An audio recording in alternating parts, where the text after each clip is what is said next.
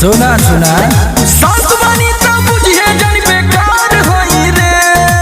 अरे पगली माफिया भी मांगे ले माफी, हम यहाँ के सरकार होई रे। पैसा का माफिया भी मांगे ले माफी, हम यहाँ के सरकार होई रे।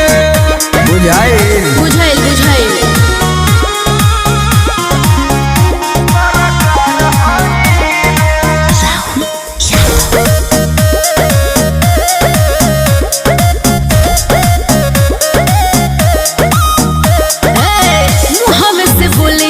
बोलता कुछ हो कुछ देर में कहबो हरे बलिया मऊ हो। अरे यूपी 50 अरे पागल